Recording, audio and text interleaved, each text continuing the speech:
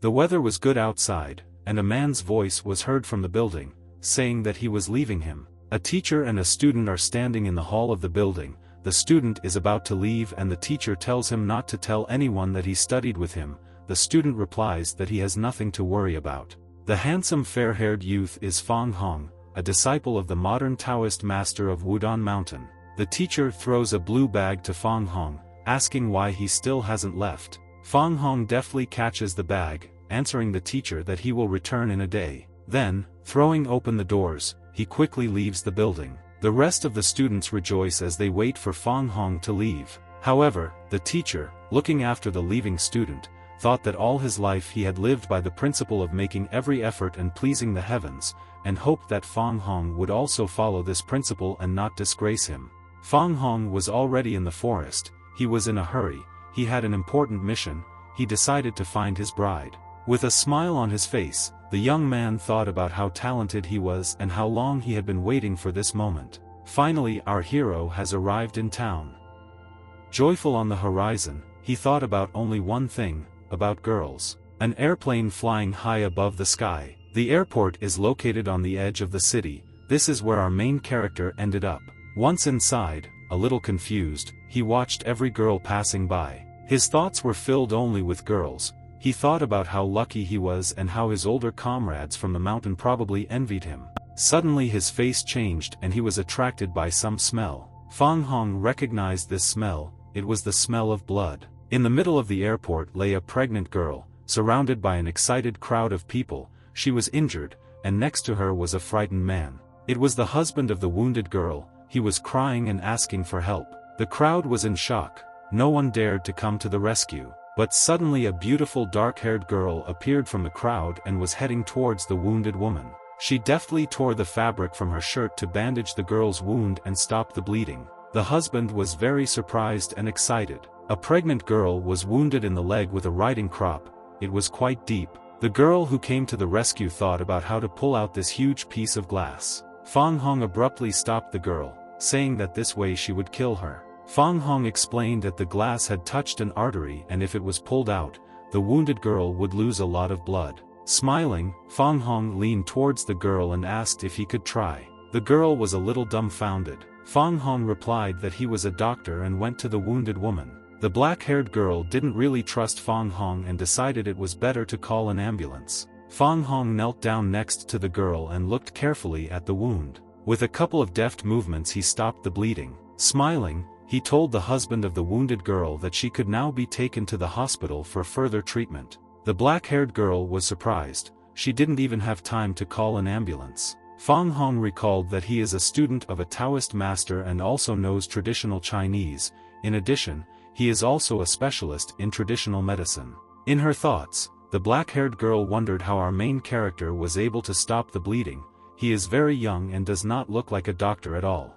When the girl was distracted, a man with a scar above his lip watched her from the crowd. The man with the scar quickly took a syringe out of his jacket. He was about to inject the black-haired girl with it. He deftly took the black-haired woman into his arms and ran, hiding from the man with the scar. The man was in shock and did not have time to understand what happened. The black-haired girl was outraged. A girl with purple hair watched all this from a tall building. She found this sight interesting. After running away from the man with the scar, Fang Hong and the black-haired girl stopped to catch their breath. Fang Hong asked if it was possible to ask the girl a question. She asked again in surprise. Fang Hong asked with a grin if the girl was interested in him. She was in a stupor and extremely indemnified. The girl called him crazy, turned around and left. Fang Hong ran after her, stopping her. He kept up with her and kept saying how wonderful he was. The girl was clearly not happy about this at all. She turned around and told Fang Hong to leave her in a stern tone. Fang Hong felt bad. Everything swam before his eyes. His legs began to give way. He suddenly began to fall and lose his balance. A syringe with poison hit him and Fang Hong and the girl fell to the ground. The girl became angry, calling Fang Hong a pervert. Having regained consciousness, Fang Hong realized that he had fallen directly on the girl's chest. She blushed and was embarrassed. In one motion she removed the hero in a vulnerable spot. Fang Hong winced in pain. The girl left and he shouted all sorts of insults after her. The guys in suits who saw this were worried and asked the girl if everything was okay. She proudly and calmly replied that everything was fine, and with a slight threat she turned to Fong Hong, saying that if he had not saved the man, he would have been even worse now. Then she turned and left. There were 2 black trained cars parked on the street. Holding the syringe in his hand, Fong Hong thought that they were probably planning to kill the girl because she was from a rich family. Having calmed down a little, Fong Hong sat in the lotus position performing some kind of ritual. Stretching, he said that the portion of the poison that got into him would not harm him, and in general it was time for him to come to his senses. He took the piece of paper in his hands and looked at it. Bewilderment was visible on his face. Fong Hong realized that he didn't even know what his bride looked like and wondered how he would recognize her, but he has a photo of a man who is quite handsome but inferior to Fong Hong, but probably his daughter is very beautiful. He was determined to find his wife. 2 tall multi-story buildings stand in the middle of the city. This is Hong 2 Corporation. Fong Hu burst into the building's lobby and ran towards the girls sitting at the registration desk. The girls looked questioningly at the strange young man. Fong Hong smiled and giggled. 2 pretty girls were sitting in front of him. His thoughts told him that it was time to stop reacting to every girl like that and focus on his mission. Enthusiastic Fong Hong asked the girls a question. He was interested in Zhang Shuqi, whom he called his wife. The girl was very surprised and asked if it seemed that our hero called the vice president his wife. Fong Hong was extremely surprised and also asked again. The girl suspected something was wrong and replied, how could he not know that Zhang Shuqi is the vice president, being her husband? Fong Hong looked down and lied, but of course he knows, and also clarified that Zhang Shuqi is his childhood friend, and now 20 years have passed since the last meeting. The dark-haired girl he had previously seen at the airport appeared in the building, looked sternly at Fong Hong and asked him about his childhood friend. The girl asked Fong Hong a question again. He turned in her direction in surprise. The indignant guy remembered the girl from the airport and began to speak out loud his grievances. The girl took him by the scruff of the neck and pulled. The girl asked the guy in an angry tone what he just said, to which Fong Hong answered her sarcastically. The girl was embarrassed, winding herself up with all sorts of obsessive thoughts. She sighed and thought to herself that it was time to put aside her indignation and calm down. She turned away and ordered her subordinates to kick Fong Hong out of the building. The subordinates quickly began to carry out her instructions. One of them mentioned the girl's position. She was the vice president. Fong Hong had an epiphany and realized that the girl in front of him was Zhang Shuqi. Memories came flooding back to Fong Hong. He remembered how he and Zhang Shuqi played in childhood, and sometimes he made fun of her. He shyly smiled and called her Little Shu to bring back memories. However, Zhang Shuqi looked at him menacingly and said that the young man had no right to call her that. The vice president's subordinates began their assignment and began to drive Fong Hong out. Having escorted him out of the building, they shouted after him to go away. However, the unperturbed Fong Hong stood up and said that if the prize dent did not appear within a second, Fong Hong would no longer wait for him. The subordinates called the young man impudent and looked at him angrily. The subordinates began to try with all their might to move him, but the young man did not give in. They tried again, but again in vain. Fong Hong stood exactly as motionless as a rock. Indignant, he was about to leave. One of the vice president's subordinates suggested hitting Fong Hong with a stun gun. The shocker was already pointed towards Fong Hong. But this cheap bluff didn't work either. Suddenly, out of nowhere, a black expensive car pulled up. The man inside shouted for everyone to stop. A middle-aged man with a beard got out of the car. He was seen earlier on a piece of paper that Fong Hong was looking at. It was the president. The president's name was John Muji. He began to apologize to the young man, trying in every possible way to make amends. The vice president's subordinates were shocked by what they saw. Fong Hong looked at the president with contempt. The indignant Fong Hong told the president that if he had been a second late, the young man would have already left. The president looked at him nervously. To show the importance of Fong Hong, the president shouted to his subordinates to go to the accounting department to get a payment, and not return to work again. The subordinates gaped at the president's shocking words and watched excitedly. In order to mitigate the situation, Fong Hong noted that his subordinates took the assignment responsibly and it was worth being less strict. Having looked sternly at the workers, the president menacingly asked why the workers did not thank the magnanimous Taoist, after which, realizing the mistake, the subordinates began to thank Fong Hong. After which they again proceeded to the building. the president indicated where to go. Soon they came to a large office filled with everything necessary for work. The bell rang. It was President Jean Maussan's phone number. He picked up the phone and briefly answered the caller that he was aware, after which he hung up. The president really wanted our hero to feel comfortable, so he tried to arrange the office as Fang Hong would like it. The smart young man told the president that he knew who called him too. It was Zhang Shuqi, his daughter. Fan Htsn assumes that she called to complain about the situations that happened at the airport and recently in the lobby of the building. Smiling nervously, the president replied that Fang Hong had guessed incorrectly. The president constantly called Fang Hong a young Taoist, but the young man asked him to stop doing that, and it becomes clear that the president and the teacher Fang Hong had some kind of special relationship. For this reason the president tried to be polite with our main character. The president smiled and said that he would stop doing that and asked what would be the best name for our hero. The young man replied that you can just call him by his name, Fang Hong. After which the president said a little excitedly that he had been waiting for the young man for a very long time. Fang Hong replied that the president is surprisingly smarter than Zhang Shuqi, but dumber than he imagined. The president was at a loss. Fang Hong came closer to the president and said that they were being bugged. The president frowned. He managed to say that this was impossible. The next second, Fang Hong tore off a button from the president's jacket in one motion. The button split in two and a microchip appeared from there. Fang Hong stood calmly. Sighing, Fang Hong turned to the president, telling him not to let his guard down. The president was extremely surprised because this bug can't even detect a metal detector. He asked Fang Hong how he found out about the chip.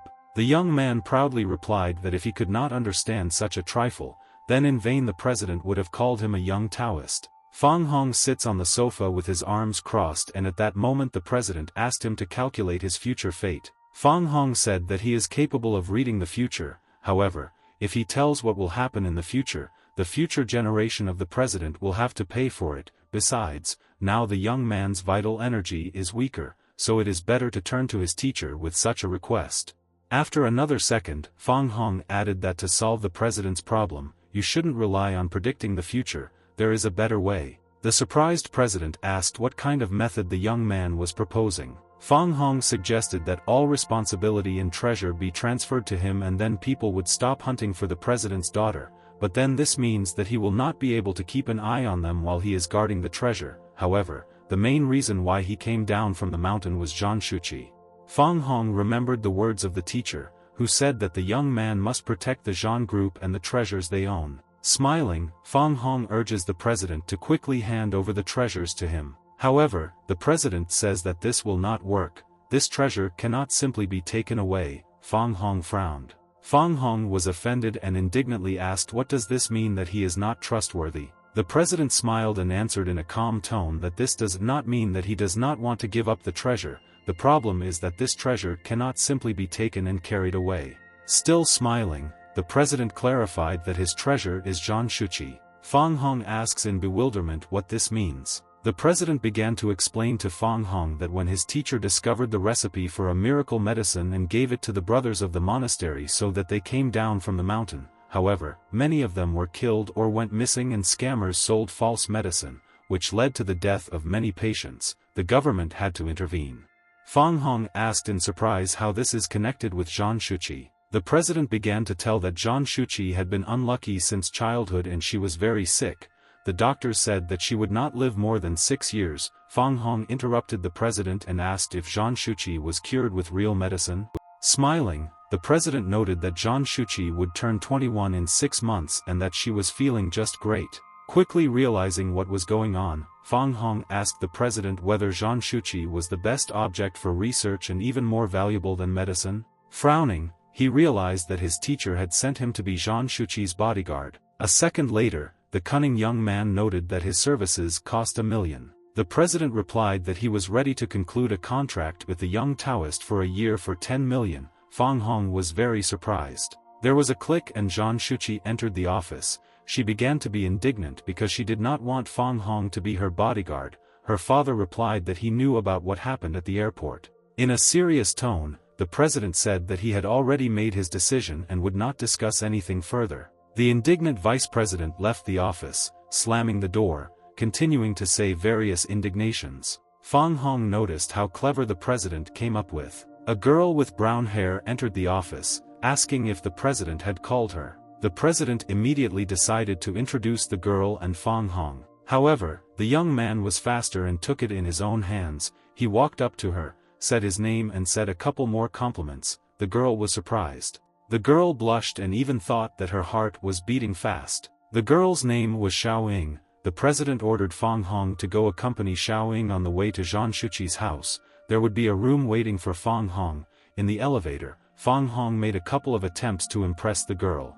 However, Xiaoying considered Fang Hong's statements indecent, and he began to make excuses. An expensive black car was already parked in the yard. Chen Bishi came out to meet Fang Hong and Xiaoying. Chen introduced himself and asked if Fang Hong really knew how to predict the future and asked him to predict it. Fang Hong clarified that his teacher can read the future, but he himself cannot, but he can read people's auras and said that Chen Bishi will be lucky. Thanking him, Chen invited Fang Hong and Xiaoying to get into the car. Interested, Xiaoying asked Fang Hong personally if he could predict the future, to which he replied with a grin that of course he could. But the next second his face changed and became very serious. He rushed to cover the girl. They shot at the car. Fang Hong pressed Xiaoying to the seats to save her from the bullets. Chen Bishi was simply in shock because they were firing armor-piercing bullets. He clarified that the car was armored and the dust was armor-piercing, that is, the weapon used to fire was of a military standard.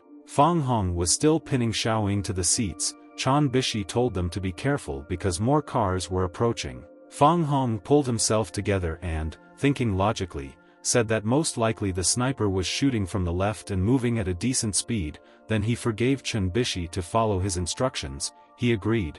He asked that the motorcade vehicles block the arrow's view from both sides, just in case. Having fulfilled Fang Hong's request, Chen asked what he should do next. Fang Hong replied that he needed to distract the sniper. Chen asked how to do this. With a smile on his face, Fang Hong said that they need to change the car. Xiaoying was extremely surprised. Chen Bishi was at a loss and wondered how such a person could protect Zhang Shuqi. Xiaoying asked how they could pull this off while the cars were driving. Fang Hong gave a gift for the neighboring car to open the window so that they could jump over. Xiaoying was simply shocked. Fang Hong grabbed the girl by the waist and told her to hold on tight, otherwise a second bullet would come. Xiaoying was very afraid but obeyed the young Taoist. In an instant, Fang Hong jumped out of the window of another car, Xiaoying holding on to him. A second later, they were already in another car. Fang Hong praised Xiaoying, saying that she did everything right. Seeing this trick, Chen Bishi noted that Fang Hong was not bad. Another person would hardly be able to pull off something like that. Fang Hong told the driver of the current car to tell Chen Bishi that the cars would need to change lanes at the intersection and, in principle, the other cars should have communication. Xiaoying still kept her eyes closed after the dangerous jump from one car to another. Fang Hong patted the girl on the head and told her not to worry, because everything was fine. Observing all this from the office, the president and his daughter Zhang Shuqi discussed Fang Hong's work. The vice president was indignant, but the president believed that Fang Hong was doing a good job. Zhang Shuqi said that if the president reminds him of his past friendship with Fang Hong, and also asked why his father sent Fang Hong with Ying Er. The president replied that this is how he is trying to lure out those who are hunting for Zhang Shuqi. With a serious face, Zhang Shuqi replied that she could never trust Fang Hong. The next shot takes place in the car in which Chen Bishi is driving. The guy sitting next to him noted that there are no more signs of movement from the pursuers. Chen asked him to check the car Xiaoying was in.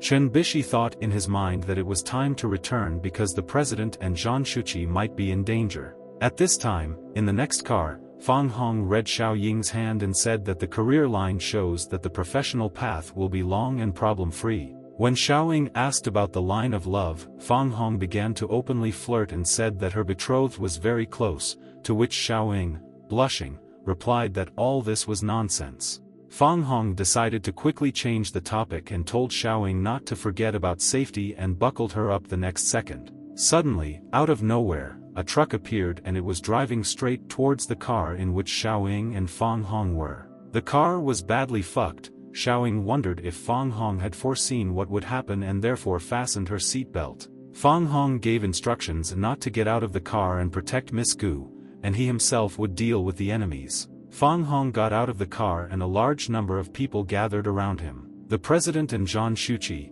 who were watching this from the office, thought about what to do, and the president decided to call the police. The president believed that Fang Hong could be trusted, because if he went out alone, it means he is confident in himself. Zhang Shuqi asked her father how he could trust Fang Hong. He is not immortal. Another truck drove up to the crowd of people and the occupant knocked down the door. A muscular guy with a tattoo above his eyebrow appeared from the truck.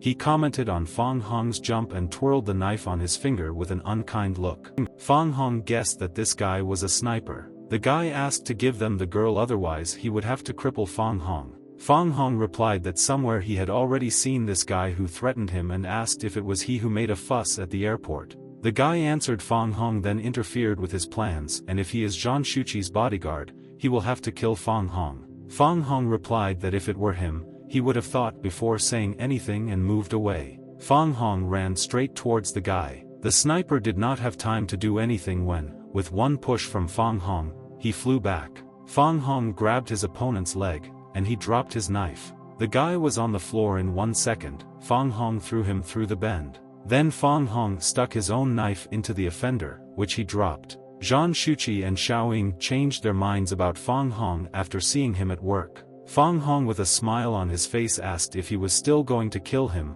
The guy was scared and asked who he was. Fang Hong noticed from his peripheral vision that his opponent's subordinates were approaching from behind. He turned and said in a serious tone that if anyone moved, the knife could hit their boss's heart. The frightened guy said that his guys had already retreated. Fang Hong repeated what he had said earlier. The call of a siren was heard, and the crowd began to disperse in panic. Chen Bishi replied that that guy was 12th on the list of the most dangerous assassins in the world. Fang Hong replied that if he got to number 12, then the list is bullshit. Chen thought about the fact that Fang Hong reminds him of guy number 1 on that list, and if they ever meet, I wonder who will win. Fang Hong turned to Chen Bishi and said that he would leave the rest to him, and also noted that he was not looking for problems or recognition, so if there was any reward, Chen could take it for himself. Chen thought about the fact that he could often read the young people he met, but he couldn't read Fang Hong. After some time, Fang Hong and Xiaoying stood outside Zhang Shuqi's apartment.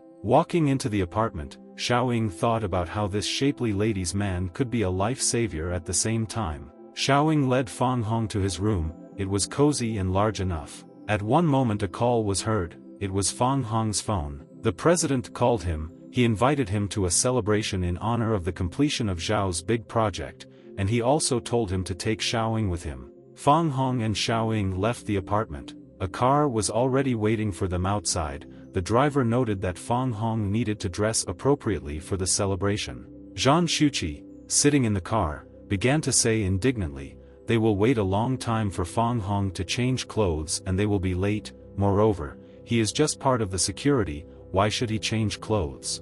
Fang Hong agreed with Zhang Shuqi and suggested going straight away. Zhang Shuqi looked out from the car and called Xiaoying to sit next to her. Xiaoying was upset and wondered if she really liked Fang Hong more than Zhang Shuqi. Fang Hong approached her from behind and told her not to be upset. They would see each other. Xiaoying looked away in confusion. Zhang Shuqi thought with a frown, what a scoundrel this Fang Hong is. They drove up to the venue of the event. A girl in a beautiful Chinese dress was waiting for them at the entrance. She was delighted to see the guests and ran to meet them. The guests greeted each other and exchanged a few compliments. Fang Hong paid special attention to the girl. She wondered why the bodyguard was acting this way. The president began to apologize for Fang Hong's straightforwardness and called him a friend. The girl was the organizer of the party and invited everyone inside. The girl watched the guests as they walked towards the venue of the celebration. The man next to her angrily said that it was worth entrusting Fang Hong with his tongue.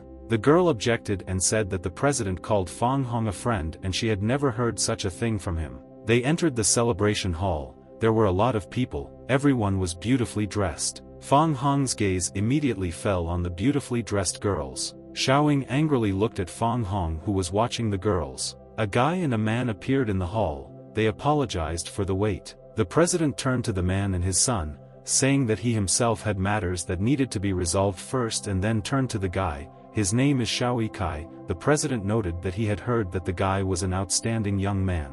The crowd immediately began to discuss the business relationship between them since they are connected by joint research in the pharmaceutical field, as well as the relationship between their children Xiao Yikai and Zhang Shuqi. Xiao Yikai walked up to Zhang Shuqi and started talking to her. Fang Hong watched this with a relaxed expression. Xiao Yikai invited Zhang Shuqi to drink in honor of the meeting and cooperation and handed him a glass of wine. Zhang Shuqi took the glass and answered with a smile that she usually does not drink alcohol, but today she is ready to drink for Mr. Zhao's toast. She began to bring the glass to her mouth. But unexpectedly, Fang Hong took the glass from Zhang Shuqi and made the excuse that Shuqi was not feeling well today, so Fang Hong would drink the glass. He also noted that he was doing this action as a groom, looking at Xiao Yikai with a grin. He quickly drank the glass while Zhang Shuqi was indignant. The sacred gossip with the words of Fang Hong immediately spread out in the crowd. Surprised, Xiao Yikai asked if this was true,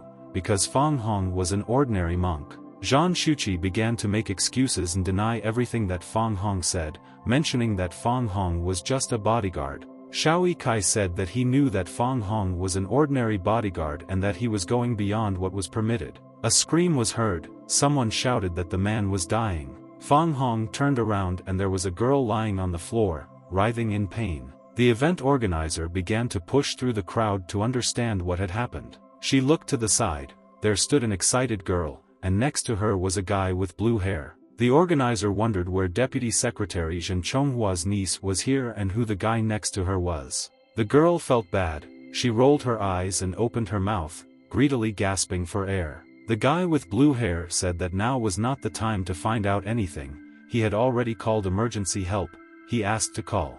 The organizer of the event thought that if something happened to the girl, it would affect not only her but also her family. Fang Hong approached the girl and began to examine her, noting that if nothing was done she would die. The guy with blue hair started screaming at him not to interfere and that Fang Hong could ruin everything. Fang Hong took out a needle and began to save the girl using traditional Chinese medicine. The girl was still lying with her eyes rolled back, the game pricking her chest. The girl began to spit out liquid after Fang Hong's action. The blue-haired guy couldn't stop screaming and was angry at Fang Hong. In a serious tone, Fang Hong told the guy to shut up. Zhang Shuqi wondered how Fang Hong would save her if she were in that girl's place. Fang Hong told the guests in the hall to call the police because the girl was sent away. The police arrived, the employees were told to urgently seal the place and search every inch for suspicious objects. The organizer called out to Director Gong, and Xiao Yikai thought about what he wanted to see Fang Hong in action.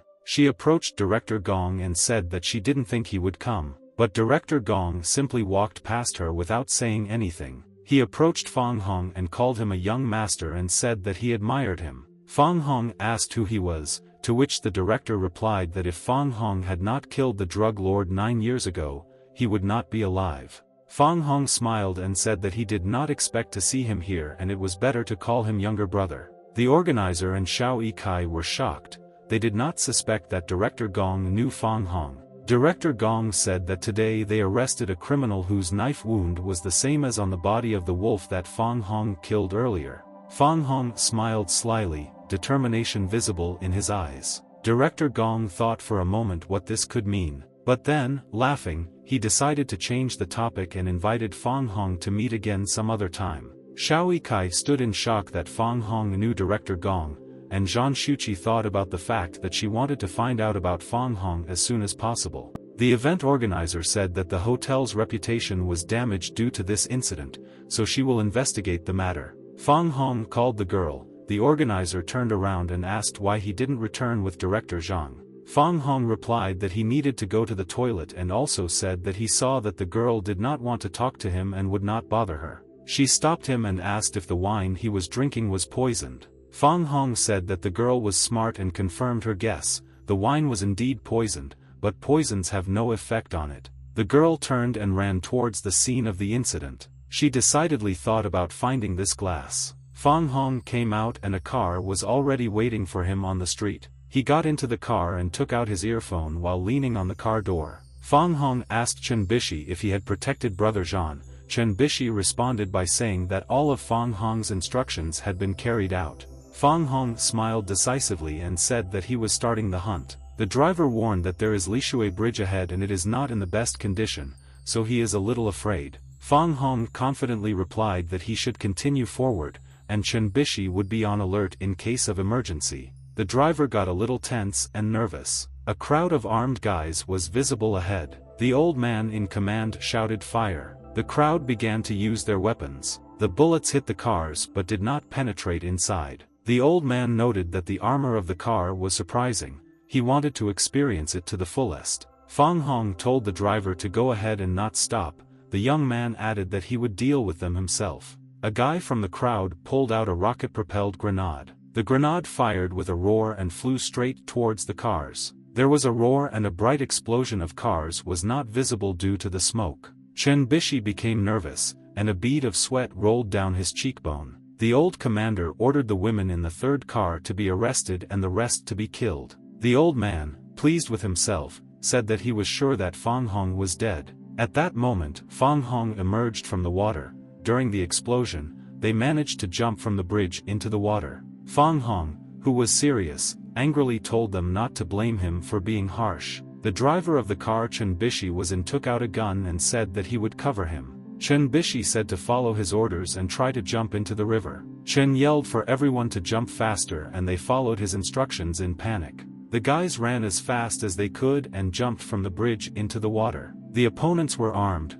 they were already aiming at the fleeing guys. Unfortunately, they were unable to escape and the armed enemies hit two guys. The boys' bodies lay lifeless, the armed guys were still on alert. Chen Bishi became nervous and began to think about what he could do to save his life. To distract the armed men, he threw a grenade. The guys screamed and also became noticeably nervous. At this time, Chen Bishi managed to run to the edge of the bridge and jump into the water. As it turned out, it was not a grenade at all, but a thermos with a bunny. The guys got angry. The old commander said that Chen Bishi no longer matters, but then he thought about it and said wait. He shouted for the guys to check the car and see if Zhan Hongtu was there. The guys checked the car, there was no one there. Having notified the old man about this, they began to return him to him. The old man commented that Zhan Hongtu is a skilled bastard. His phone rang, their boss called. The boss reported that Zhan Hongtu and Zhan Shuqi were at the Jin Zhuan Hotel and the cops were on their way.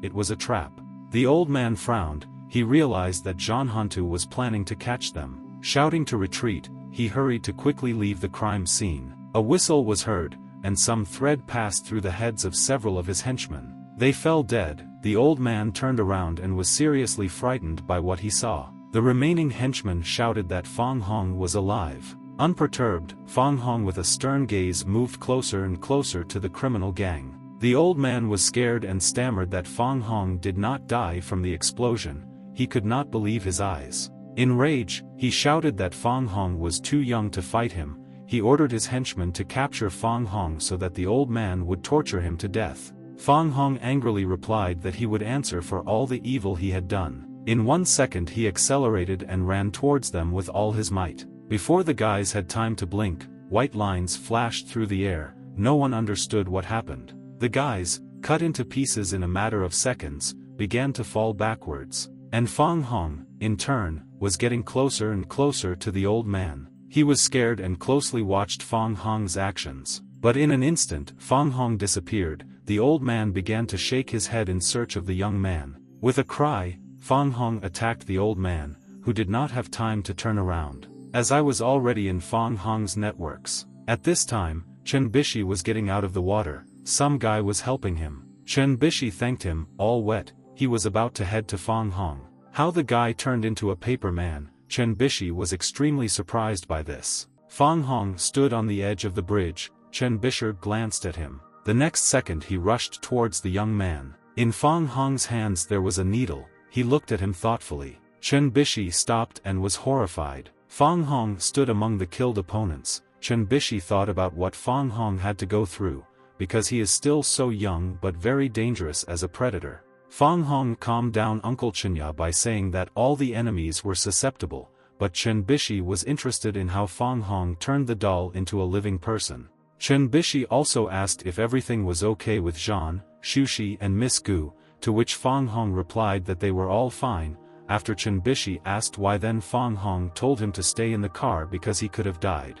Fang Hong said that the play needs an audience and that Chen Bishi is safe as long as Fang Hong is around. Chen Bishi was offended and said that he was not his viewer and how could one even say such a thing. Someone hit the table with their fist, he was clearly angry. Xiao Yikai walked into his father's office after a crash. It was his father who hit the table. Xiao asked his father why he was so angry. His father replied that Team 3 was completely defeated. He continued and said that he was sure that Fang Hong killed them. Xiao Yikai grinned and asked if his father was talking about the poor Taoist. The father emphasized that his son was stupid and ordered to immediately send messages to the captains of the first and second teams. Xiao Yikai promised himself that sooner or later Fang Hong would regret insulting him. At this time, Fang Hong was already in the apartment. He came out of the shower. Suddenly his phone rang. The president called him. He asked how everything went and mentioned that he had arranged for Fang Hong to study at the university where Zhang Shuqi was studying. School life begins tomorrow. Fang Hong grinned and thought that if the president wants Fang Hong to take care of his daughter, he could say so directly. Fang Hong lay on the bed and thought about the upcoming day of study. Thoughts flashed through his head that there would be many beautiful girls at the university. The educational institution was called Xinhua University of Science and Technology. Students, especially girls, were already hurrying to the school. Fang Hong watched this and thought that the campus had not failed. Some girl called out to him and commented on the way he looked at the girl's hips. Fang Hong recognized her. It was Dong Yue. Dong Yue was Fang Hong's childhood friend. Fang Hong was surprised at how Dong Yue had changed for the better. While Fang Hong retreated into memories, she joked that he was angry with her for interrupting his viewing of the girl's thighs. Continuing the joke, she said that in return she was ready to show her thighs. And something else, but only in private. Fang Hong was very embarrassed and even blushed at the girl's actions. He turned away and said that if she continued to behave the same way, he would not communicate with her. Dong Yue clung to Fang Hong and said that she would take him to the dining room. Dong Yue began asking him questions and they headed towards the dining room. They were noticed by some guys who were acquaintances of Dong Yue.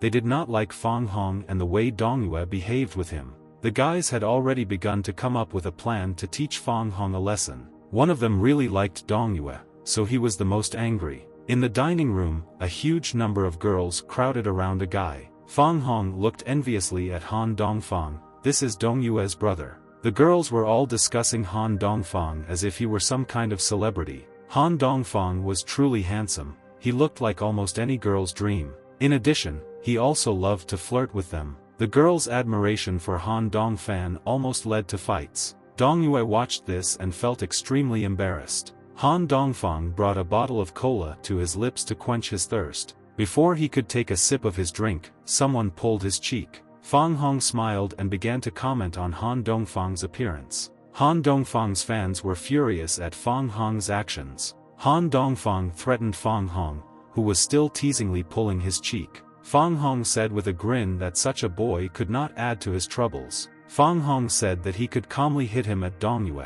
and he replied that Fang Hong was just a beast. At this moment, someone called Dong Yue. She answered the call and said that she would be there soon. She yelled at the guys arguing with each other, telling them not to create problems for her. They parted ways that they would not talk to each other. Han Dongfang turned around and said that he was going to the dormitory to sleep.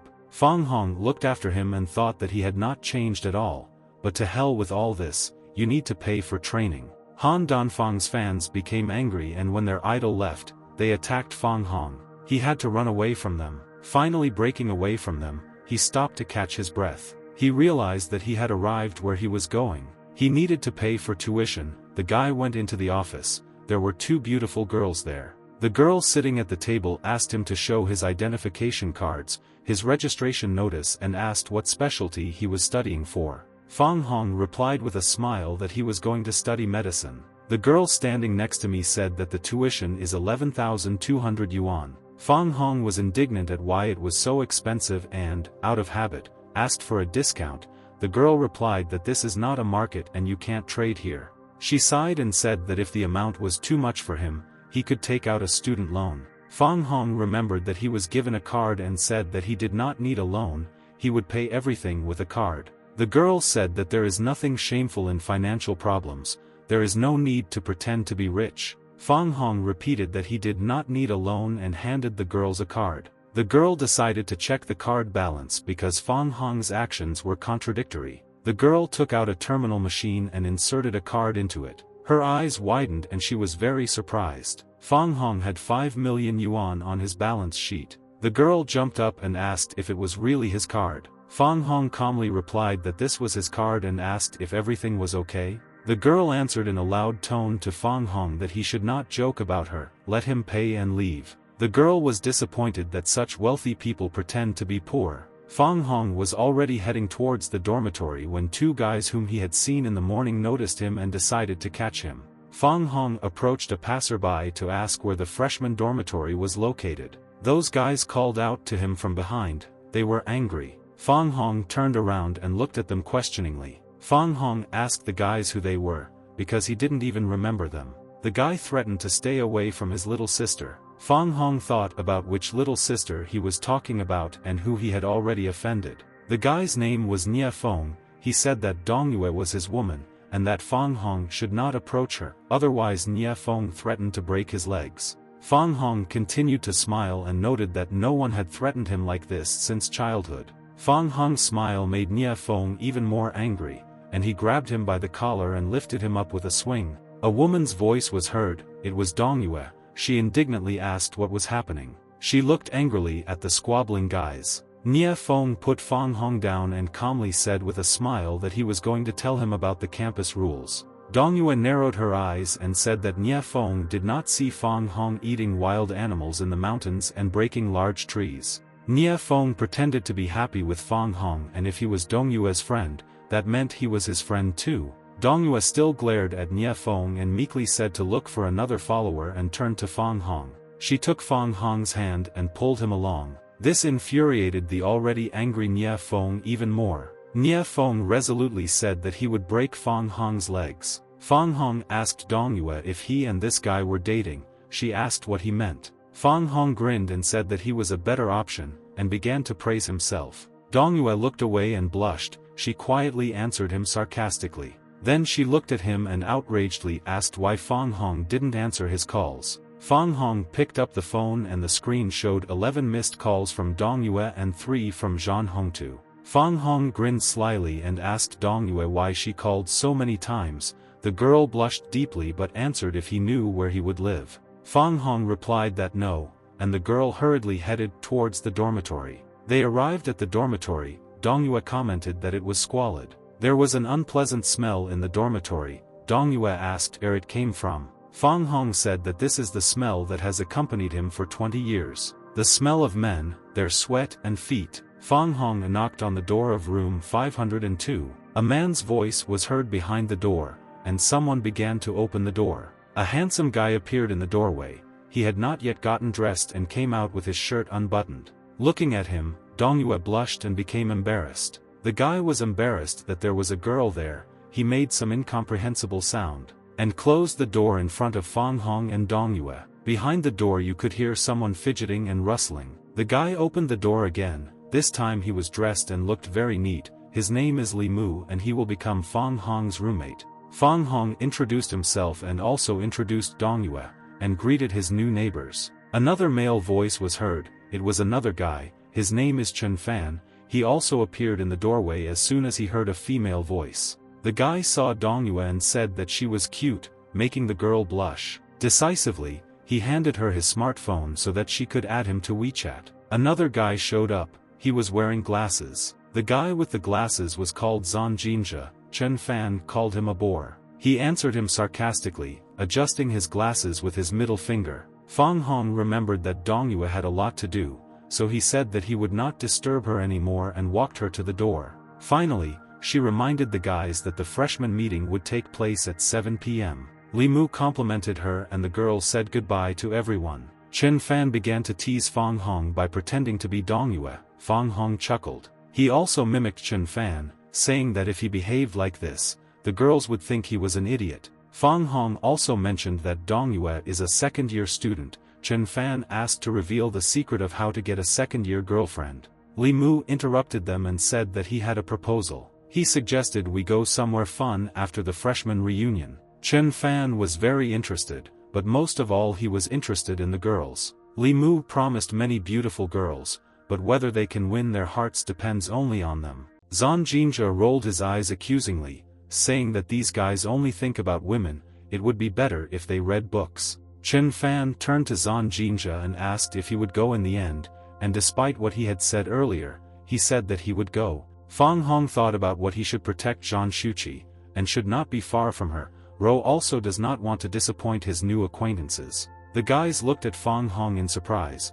but he wondered why he was so indecisive. Li Mu asked if Fang Hong would go with them. He sighed and said with a smile that he would not miss the opportunity to have fun. Chen Fan jumped for joy and said that they would get pretty drunk today. Fang Hong looked at the guys and thought that they were so easy to cheer up. A couple of hours passed, they were already in the school building, all the freshmen had gathered in the assembly hall. Li Mu said that he heard that Dean Zhou would hold the meeting for the first-year students in person. Other important people of the college will also be here.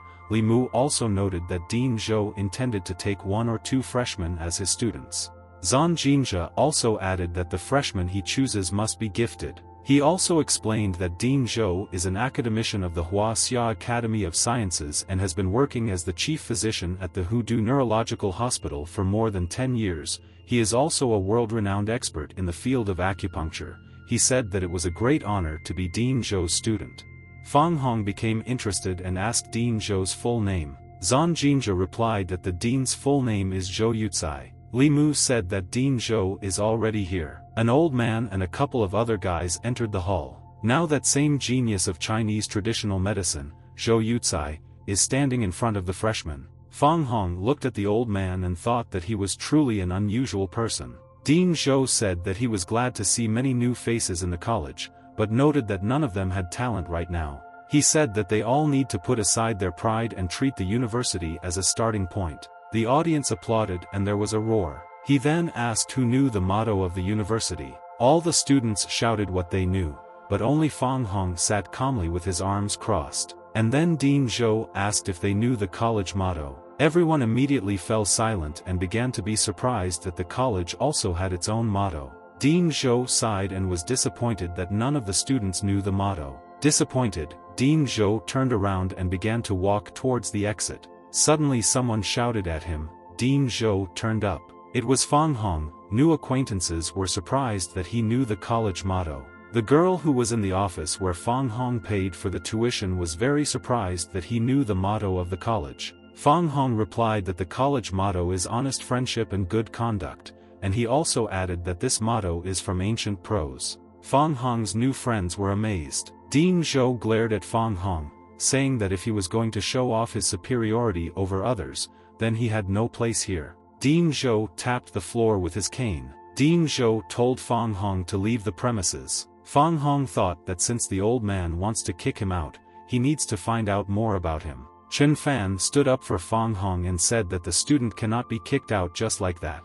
Zhang Jinja also stood up for Fang Hong. Dean Zhou looked at the guys angrily and said that all the guys living in the room with Fang Hong were expelled from college. Fang Hong's neighbors were all in shock. Only Fang Hong remained calm. Fang Hong told his friend to sit down in a serious tone. And then he continued. He said that the guys were not to blame for this and only Fang Hong was responsible for this. Fang Hong's gaze was decisive, not a drop of excitement was visible on his face. Dean Zhou noticed this, and thoughts also flashed through his head that confidence and fearlessness were also visible in his gaze. Dean Zhou stopped and asked what Fang Hong wanted to learn at this educational institution. Fang Hong confidently replied that he plans to study traditional Chinese medicine. All the students in the assembly hall were very surprised. Dean Zhou set a condition for Fang Hong that he would accept him as a student if he answered correctly. Fang Hong's friends were simply shocked by this news. Fang Hong changed and said that he was refusing Dean Zhou's offer.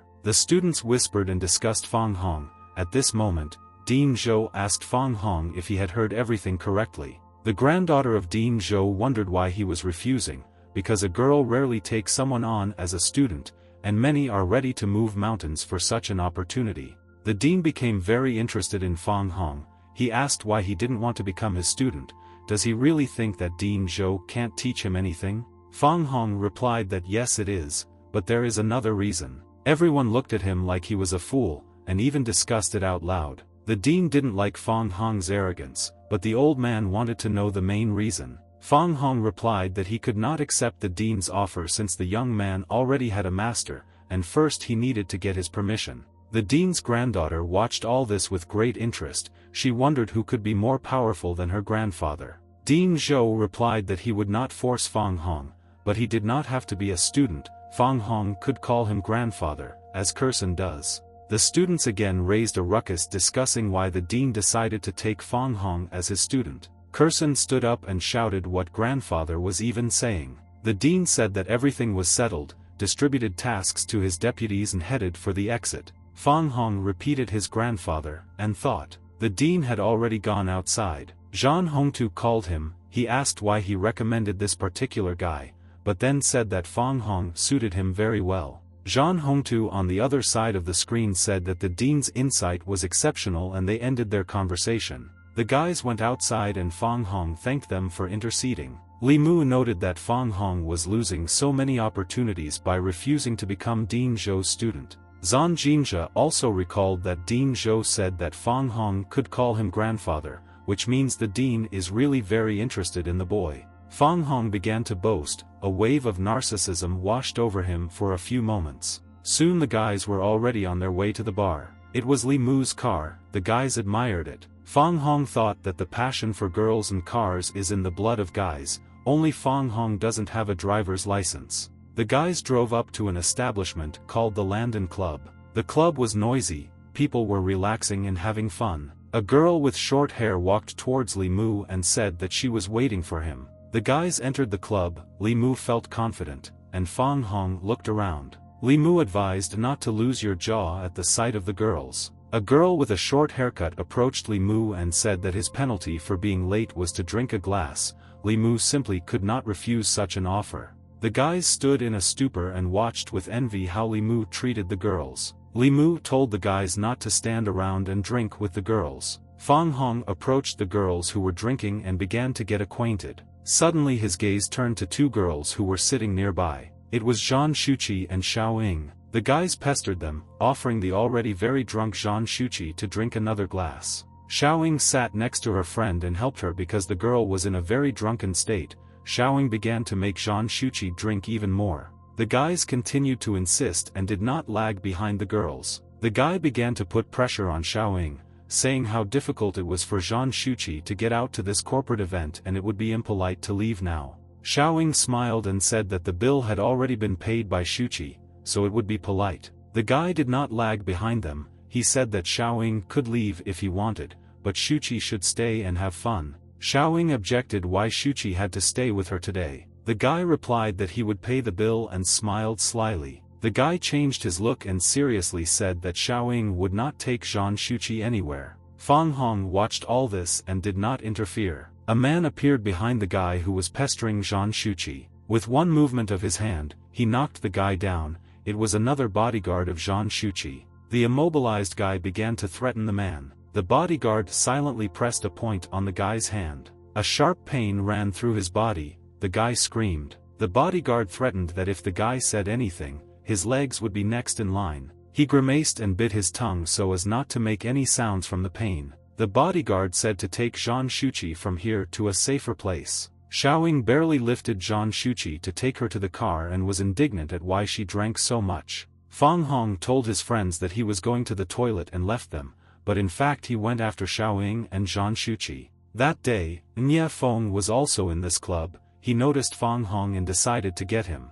He sighed cigarette smoke and watched Fang Hong closely. Serious, he said that he intended to break all of Fang Hong's legs so that he would no longer approach Dongyue. The guy left the establishment and pretended that he was there by accident. Xiao Ying, surprised, asked what he forgot here. Smiling, Fang Hong noticed that they did not look like lovers of such places. Xiao Ying needed to return to the company for business, so she asked Fang Hong to take Zhang Shuqi to the dormitory. Fang Hong joked that he had a free bed in his room, to which Xiao Ying, rolling her eyes, replied that he should take her to the women's dormitory. Fang Hong imagined the girls' dormitory as the girls changed clothes and blushed. Fang Hong said that Xiao Ying could rely on him, but it was clear from the guy's face that he was clearly thinking about the wrong thing. Fang Hong and Zhang Shuqi rode calmly in the car. Zhang Shuqi's face was slightly flushed from intoxication, and she sat with her eyes closed. Fang Hong looked at her and thought that she was very beautiful,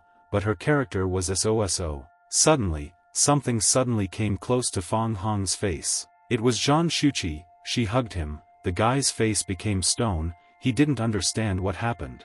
The girl began with heavy shortness of breath and said that she wanted something. Fang Hong turned red all over. He didn't know what to do. The girl hugged him and breathed heavily. She began to approach. Fang Hong began to tremble all over. The girl finally said that she wanted water. She was tormented by thirst. Fang Hong, having calmed down, said that there is no need to talk with such shortness of breath, otherwise she is tormenting a person in vain. He gave her water and Zhang Shuqi began to greedily swallow the water. She drank the entire bottle in one gulp until the last drop. Fang Hong watched in fascination. Fang Hong was very embarrassed, because with her actions she aroused his feelings a little. Then she kissed Fang Hong on the cheek, which he did not expect at all. The guy immediately blushed, and the girl thanked Xiaoying, believing that she was the one in the car with her. Fang Hong, still with a blush on his face, told Zhang Shuqi not to accuse him of harassment later, because she herself got involved. The phone rang. It was Li Mu calling Fang Hong. He asked where Fang Hong had gone and where he was. Li Mu said that someone was looking for Fang Hong and asked when he got into trouble. Fang Hong replied that he had important matters to deal with, but he would return soon. Fang Hong meekly replied that he would arrive soon and hung up. He wondered who he could do something bad to, because hardly anyone in the city knows him. They arrived at the women's dormitory. Fang Hong got out of the car and took Zhang Shuqi in his arms. He entered the building and was met there by a watchwoman. The guy asked to let him in, because Zhang Shuqi was very drunk. The watchwoman angrily looked at Fang Hong and said that she would not let him through because she was not going to be held responsible for his actions. He pointed at himself and asked if he looked like an idiot. She replied that everyone answered like that and not a single decent guy came across. Then Fang Hong invited her to take Zhang Shuqi. The watchwoman realized that the girl was Zhang Shuqi. She offered to call her neighbors so that they would escort her to her room. Neighbor Zhang Shuqi came down and picked her up to take her to her room. She glanced at Fang Hong and wondered what business he had with Zhang Shuqi at all. Fang Hong realized that the rumor that some guy had brought the drunken Shuqi would quickly spread, but then he remembered that he needed to return to the club. Fang Hong arrived at the club and began to approach the entrance. He felt someone approaching him from behind and turned around. Nie Fong and his friend called out to him and threatened to break Fang Hong's legs. Fang Hong recognized Nie Fong and said that it was unlikely that he would be able to break Fang Hong's legs. Nie Fong continued to hurl insults at Fang Hong. Nie Fong was not alone. There were many more guys on his side, some with bats. Fang Hong sighed and said that most of all he disliked stupid hooligans. In an instant he jumped out of his seat and ran towards the guys. With a few touches he was able to knock out 5 guys in a couple of seconds. Fang Hong knocked out 3 more while running and stopped in front of Nie Fong. He calmly said that they would not have a second chance to rise. Nie Fong was speechless. He couldn't believe that Fang Hong was capable of such a thing. Nie Fong quickly turned around and ran away from Fang Hong. Fang Hong did not plan to let Nie Fong go. It was not difficult for him to catch up with him. With one movement of his hand, Fang Hong knocked Nie Fong to the ground. Fang Hong threatened that Nie Fong would not approach him again, and that the guy would surely remember. There was a crunch. Fang Hong suddenly stepped on Nie Feng's foot. A sharp pain pierced him. Fang Hong broke his leg. Nie Fong said that since Fang Hong is so brave and strong, he will invite a couple more of his acquaintances. Fang Hong was not at all embarrassed by this. He replied that he agreed to Nie Feng's rules. Nie Fong called his friend who was in Nie Feng's debt and told him to urgently come to the Londai Club. Fang Hong returned to the club, but his friends thought that he would never return. The guys invited him to have a glass. Fang Hong grinned and asked why only a glass. The guy's eyes widened at the amount of alcohol Fang Hong ordered. Fang Hong himself sat and calmly devoured 1 bottle of beer after another. He chuckled and said that he was now forgiven. Chen Fan watched in surprise as Fang Hong drank 1 bottle after another. Fang Hong said that he owns a secret technique and alcohol does not affect him at all. At this moment, which guy called Fang Hong into the microphone. Li Mu was surprised again that Fang Hong was looking for someone to see what he had done. Li Mu recognized the guy who called Fang Hong. It was the son of Yang Tianqi, the fierce wolf of the Wolf and Three Tigers gang. This gang serves the owner of the Jinjun Hotel. Li Mu wanted to warn Fang Hong and told him not to lie down with Yang Feng. Fang Hong reassured Li Mu, saying that Yang Feng did not prefer any danger to him. Fang Hong walked towards him, joking that he had not even arrived in the city before he became so popular. Yang Feng briefly answered Fang Hong that he was a corpse. Yang Feng threw down the microphone and jumped off the stage, while Fang Hong stood calmly and confidently. Ye Feng found himself with a knife in his hands and decided to act dangerously. But Fang Hong doesn't care about this, he simply grabbed Yang Feng's hand and disarmed him. The next moment, a crunch was heard. Fang Hong broke Yang Feng's leg this time. The pain struck his whole body and he screamed loudly. He sat with a broken leg and was shot, looking around to find shelter. Looking angrily at him, Fang Hong said that before you get into a fight, you need to find out who your opponent is. Nie Feng was already inside the club and called Brother Bo. Bo was a middle-aged man. Nie Feng looked in surprise at Yang Feng, who was crying in pain. Brother Bo said, "Does anyone really dare to raise a hand against Yang Feng, and is not afraid of the fierce wolf?" Bo looked at Fang Hong and said who he is to start a showdown in this club. Fang Hong replied that he knew very well what kind of place this was, but he didn't know who Fang Hong was. Bo said that no one has the right to behave so brazenly on his territory. Li Mu decided to intercede for Fang Hong to mitigate his punishment. Bo was surprised that this was Li Mu's friend. He replied that he was not angry with Fang Hong, but was afraid of the consequences from the fierce wolf. Li Mu was amazed at Fang Hong's courage and how he got involved in various disputes. Nie Feng continued to threaten Fang Hong with his broken legs. Fang Hong began to slowly approach Nie Feng. Nie Feng said that Fang Hong would not dare to touch him in front of Brother Bo. Nie Feng's words had no effect on Fang Hong, and he knocked out Nie Feng's tooth with one movement.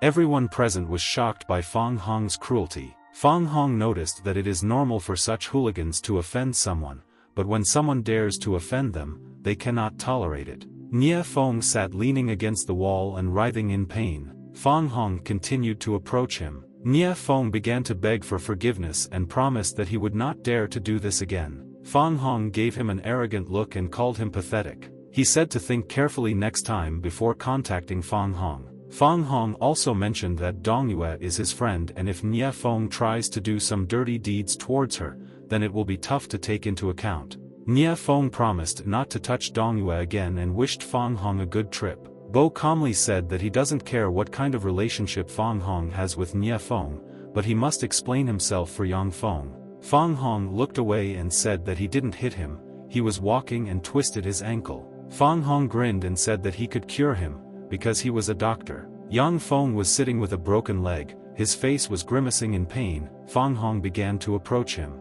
Yang Feng was scared and told Fang Hong not to come near him. Fang Hong touched Yang Feng's leg, the guy shuddered. With a slight movement he set the guy's leg back. The guy shuddered, but realized that his leg no longer hurt and a feeling of comfort appeared. Fang Hong turned to Brother Bo and said that he had cured Yang Feng and asked if he could go. Nie Feng, embarrassed, asked what Fang Hong did to him. Bo was very surprised because he also knows the technique of setting bones, but what Fang Hong did was clearly not so simple. Xu Xian, the owner of the Jinjun Hotel, appeared at the club. Brother Bo saw Xu Xian and called out to her, looking a little scared. Xu Xian saw Fang Hong and greeted him. Fang Hong smiled and began jokingly inventing that the girl was here specifically to find him. Did she really miss him? They only saw each other yesterday. Xu Xian looked questioningly and asked what yesterday means. Fang Hong grinned and said, did she really forget that he appeared in her dreams?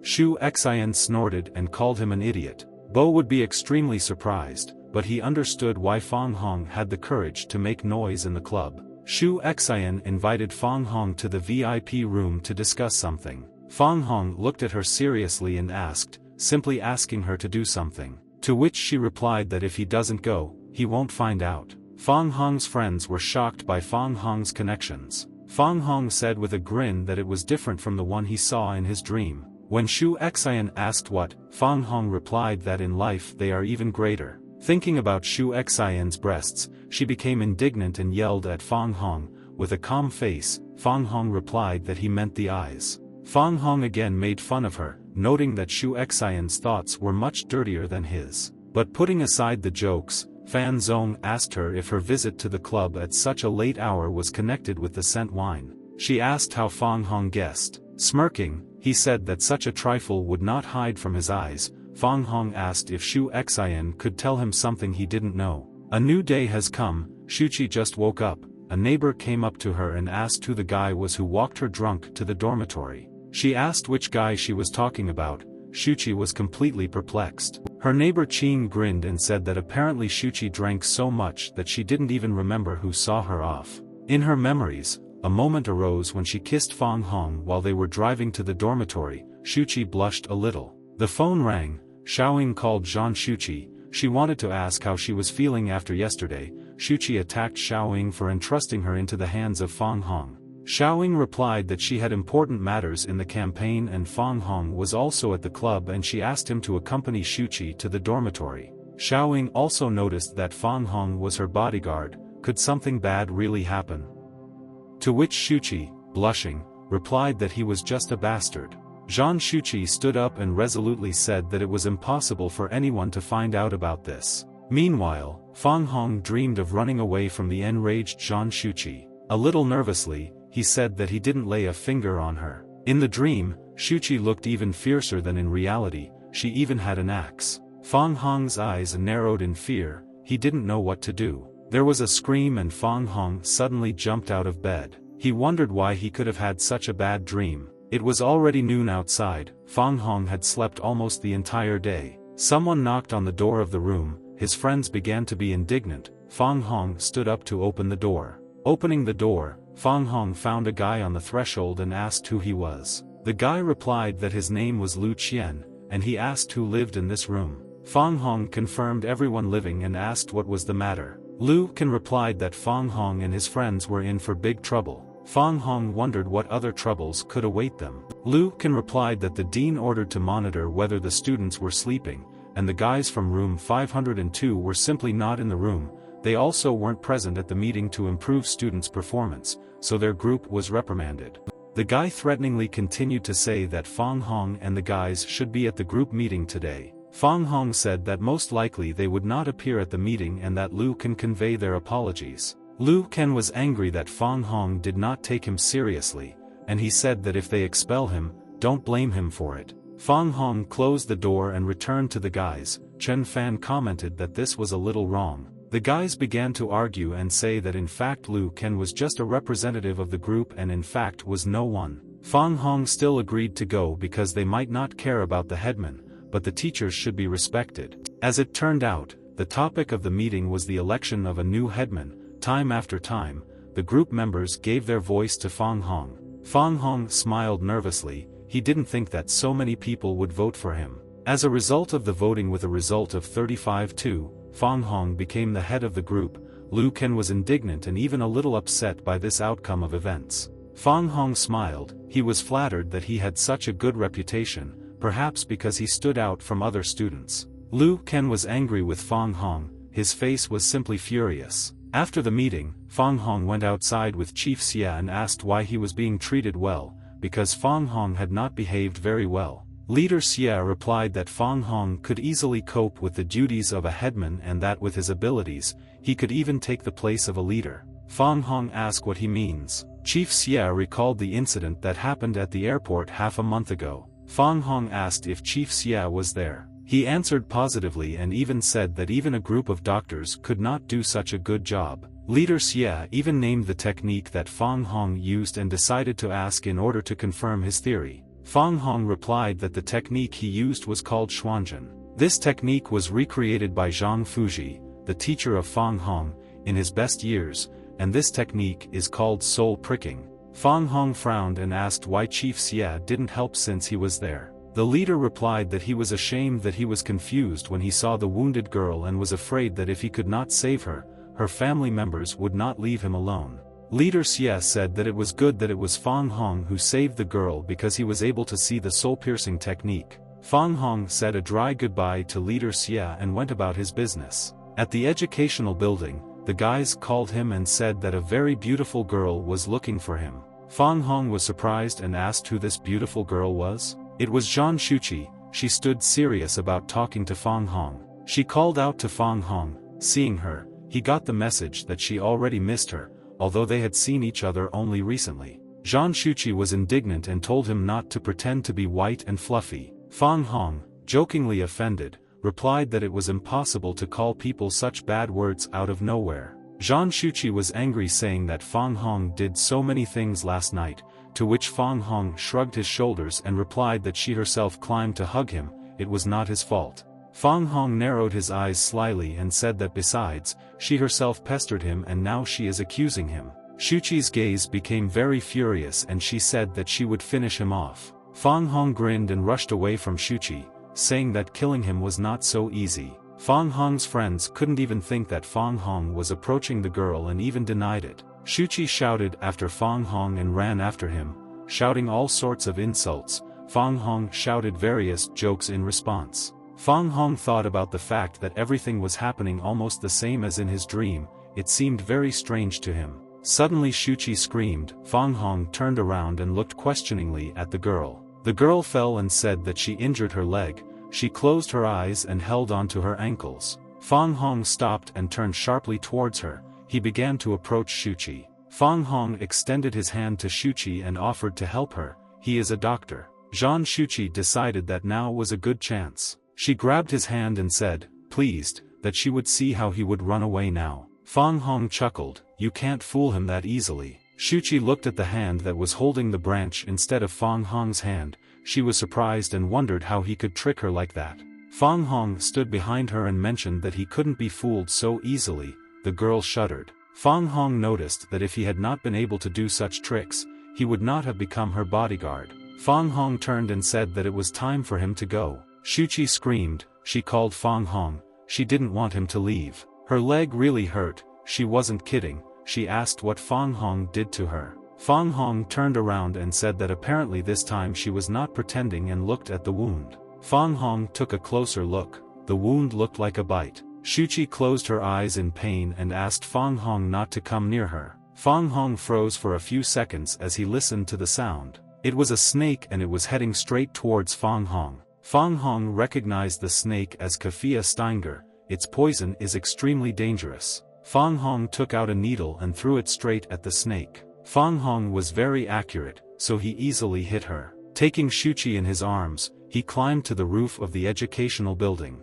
Shuqi felt very bad. Fang Hong told her that he would remove the poison now. Fang Hong was very serious because he knew that the bite of this snake could not live for more than 10 minutes. Shuqi began to take off her clothes. She was very hot. Seeing the exposed parts of Shuqi's body, he blushed a little and became embarrassed. He shook his head and told himself to get ready, because he needed to save her. Fang Hong took off his t-shirt, revealing a belt with needles underneath. He used a t-shirt to bandage Shuqi's leg. Fang Hong decided to begin removing the poison from Shuqi's body and said that today she will find out how cool her future husband is. Suddenly, a brick flew at Fang Hong. He was busy saving Shuqi that he didn't even notice how someone else came onto the roof. It was Shuqi's neighbors who were worried about her and called Fang Hong a pervert. Fang Hong raised his tone at them and told them to shut up. He was trying to save her. Since the guy was naked-chested, the girls didn't believe him and continued calling him names. Fang Hong threw a dead snake to the girls with the words "look." The girls jumped back with a squeal. Fang Hong said that she was already dead. Then, having won their attention, he said that Shuqi had been bitten by a snake, so he now urgently needed to help her. The girls were shocked. One of them offered to take Shuqi to the first aid station. Fang Hong said that the medical center couldn't handle this and only he could help her. They still looked at the guy in surprise but did not try to stop him. There was a click. Fang Hong unfastened his belt with needles. He pulled him sharply towards him, and he carefully took the needle out of there. Fang Hong took Shuqi's legs into his hands and aimed the needle. Fang Hong threw needles, like bullets. They entered the girl's body. She screamed. It seemed like she was in enough pain. With his energy, Fang Hong formed some kind of ball. He applied this energy ball to Shuqi's leg. It penetrated there and the medicine. Fang Hong took out a small part of Shuqi's blood and collected it into spherical energy and held it in his hand. The girls looked and did not understand what was happening. Even at such a serious moment, Fang Hong grinned and commented on Shuqi's legs, saying that they were very beautiful. He took a deep breath and said it was time to start. The girls' faces were distorted in surprise. They could not understand what he was doing. Fang Hong began to explain that there were no medicinal herbs nearby, so extreme measures had to be taken. He turned to the girls, his lips were black and swollen with poison. He continued to say that his saliva has medicinal properties because Fang Hong has been exposed to many medicinal herbs since childhood. The girls asked what happened to his lips. Fang Hong calmly replied that the poison remained on them, but it won't harm him in any way. Fang Hong said that he would now leave Shuqi to them and very quickly disappeared from sight. Zhang Shuqi began to gradually open her eyes. The first thing she saw when she opened her eyes were her roommates. They were very worried about her and constantly asked how Shuqi was feeling. Zhang Shuqi came to her senses and asked what the girls were doing here. They said that they were just going to spend the evening on the roof and found Shuqi and Fang Hong. The girl suddenly remembered that a few minutes ago she was with Fang Hong and now he is not there. She wondered where he could be. She asked her friends where that guy went and what he did with her. The girl said that Shuqi was bitten by a poisonous snake and the guy helped her and removed the poison from the body, but he has already left. The girl asked in bewilderment what kind of poisonous snake it was. One of Shuqi's neighbors began to say how good Fang Hong is and how lucky Shuqi is to have him. Angrily, Zhang Shuqi stated that Fang Hong was not her boyfriend. Another friend of Shuqi said that he selflessly saved her anyway, so he is worth respect. Shuqi's girlfriend came closer and said that Fang Hong's face looked like a dumpling. Shuqi thought about Fang Hong and couldn't understand how she felt about him. Meanwhile, Fang Hong was in the forest. He was cutting up a snake. Among her remains, he discovered a snake horn. This horn is very poisonous but can also act in the opposite direction. This item is hard to find. Fang Hong decided to test the miracle properties of the horn and threw the stone into his mouth. His lips instantly became smaller. Fang Hong was delighted and said that this horn was even better than his technique. Fang Hong decided to cook the snake and eat it. This is not the first time he has eaten various game. He remembered how long it had been since he had eaten game and the smell was already making him salivate. Having finally cooked, Fang Hong wished himself a bon appetit and began to eat. After taking a bite, Fang Hong suddenly stopped. He felt something strange in his mouth. He spat out and looked at his hand. What a surprise he was. It was a surveillance device. Fang Hong could not have foreseen this. Fang Hong looked questioningly at the tracking device and wondered how it appeared in the snake. A man's voice came from behind. He said that you can't eat everything. Fang Hong suddenly turned over to look at the one who disturbed his meal. A man in a raincoat appeared from the darkness, saying that if you eat everything you can die. Fang Hong calmly replied that it was very tasty and even invited the stranger to try it. The man sent him, and then he decisively said that he would deprive Fang Hong of his skin because he ate his snake. Fang Hong grinned and again invited him to try a piece of snake, and then noted that he would not have a second chance. The man replied that Fang Hong would have no chance now. Dozens of snakes crawled straight towards Fang Hong. He was surrounded by a huge number of snakes, but was completely calm and not worried at all. Seeing so many snakes, Fang Hong was upset that he would be able to eat them all. The man told Fang Hong to stop showing off and just accept the honor of dying from his snakes. The snake tamer blew the animal whistle and shouted die to Fang Hong. Fang Hong stood calm as a rock while the snakes rushed towards him. He stood up and gathered energy in his hands. He took it calm and serious. The next moment, snakes, divided into parts, began to fall to the ground. Fang Hong grinned and asked if he really wanted to kill him with a handful of snakes. Fang Hong sharply ran his hands through the air and parts of the snakes continued to fall to the ground. Fang Hong didn't even move from his spot to defeat the snakes. He farted and said that his snakes didn't even get close to him. Chopped snakes lay at Fang Hong's feet in huge numbers. Taming the snakes was in shock. He didn't expect that his snakes wouldn't even touch Fang Hong. Fang Hong with a serious face explained that he is a doctor and every doctor has a scalpel. He showed his hands and said that this is his scalpel. The man turned around and ran away. He didn't expect Fang Hong to be so strong.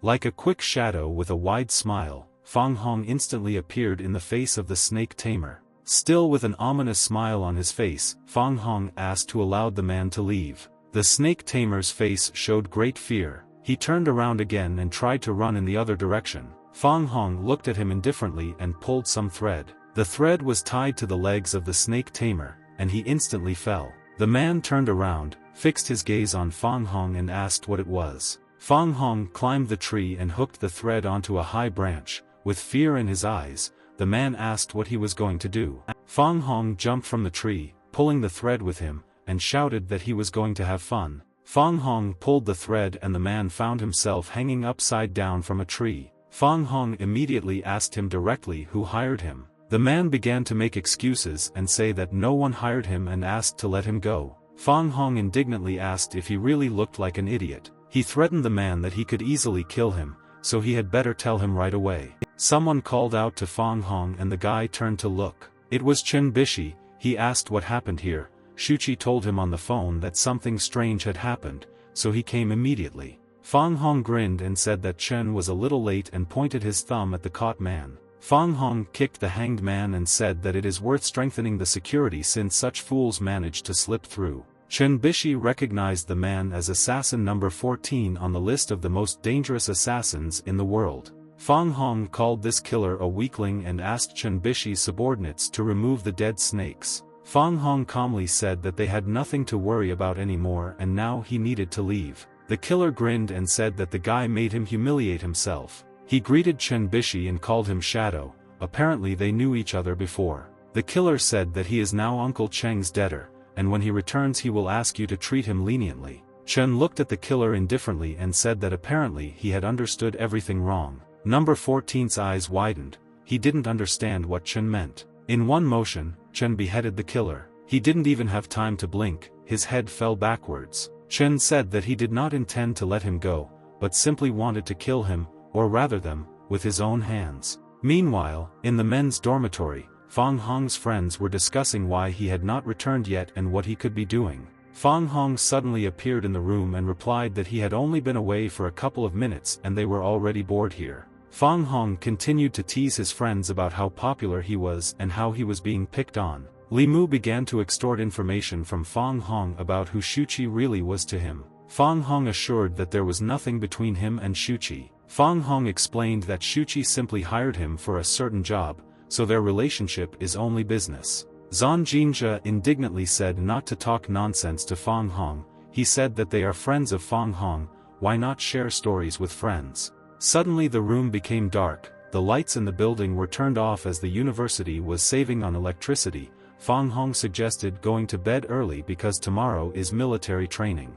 Morning came and the cicadas were buzzing, the students were on the street. Fang Hong and his friends stood in a line in military uniform. The military training lesson was already underway. Chen Fan asked Fang Hong if he thought the instructor could be a beauty. Fang Hong replied that his intuition tells him that the instructor will most likely not be a woman. A beautiful girl appeared nearby. He indignantly asked what that means. Most likely not a woman, it was the instructor. The guys were instantly delighted that such a beauty would teach them military training. The girl said in a commanding tone that it was forbidden to whisper in the line.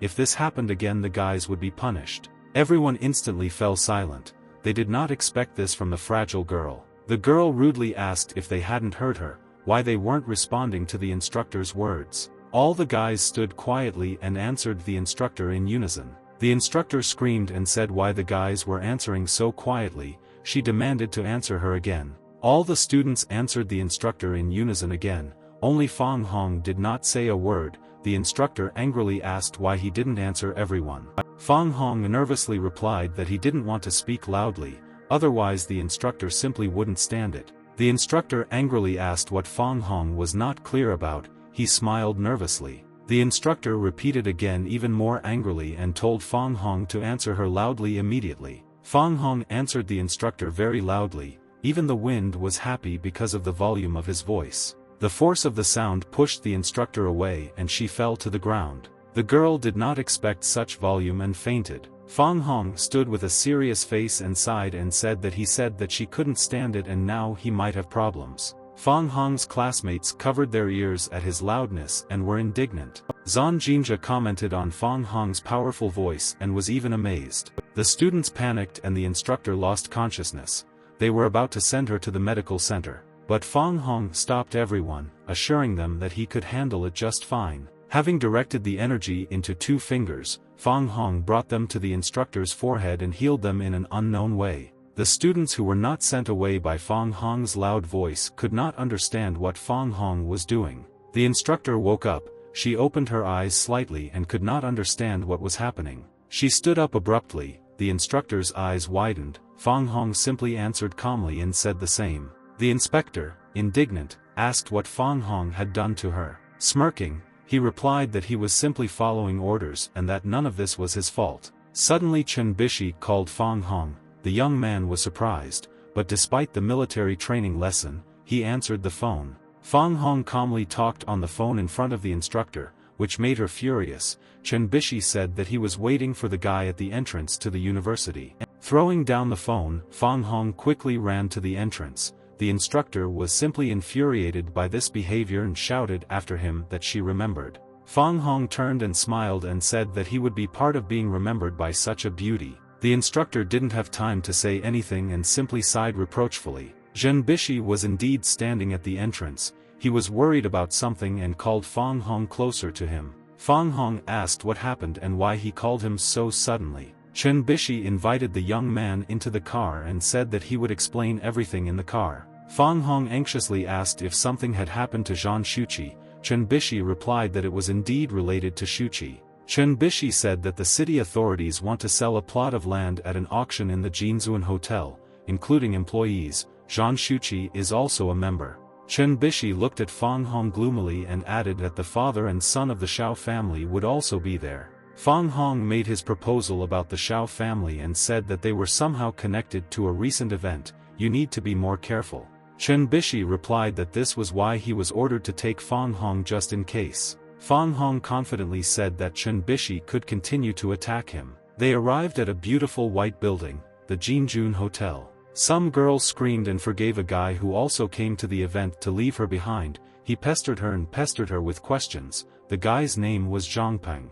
The girl said that she did not like the guy's advances and it was time for him to leave her long ago because she would not reciprocate. The girl's name is Bai Bing. The guy continued to pester her, press for pity and pester her. Fang Han didn't really like the way the guy behaved, so he commented on his behavior, saying that coercion would not lead to anything good. Zhang Peng was indifferent to Fang Hong's words and sent him on his way. Fang Hong chuckled and replied that no guy can't say anything and this was a warning from Fang Hong. Fang Hong threatened that just because of one mistake the guy would instantly be on the ground. Zhang Peng looked at Fang Hong angrily and told him not to force him to act. Bai Bing worked as a department head. Chen Bishi asked what happened to her, to which she replied that everything was fine and it was just a small misunderstanding. Fang Hong noticed that Chen Bishi was looking at Bai Bing strangely. Noticing the strange look, Bai Bing asked if everything was okay, to which Chen Bishi responded positively. Fang Hong suspected that they had some unresolved matter.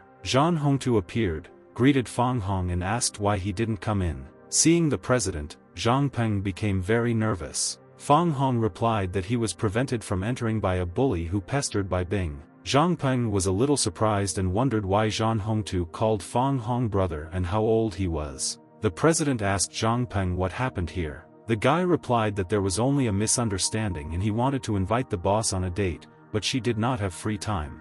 He apologized and tried to quickly disappear from view. Zhang Peng conceived a plan to win Bai Bing because there has never been a girl that he did not get. The president introduced the head of the corporate department, Bai Bing, to Fang Hong and called her the most valuable personnel of the financial department. She greeted Fang Hong and thanked him. Fang Hong smiled and said that it was an honor for him to save such a beauty from problems. Soon everyone entered the hall.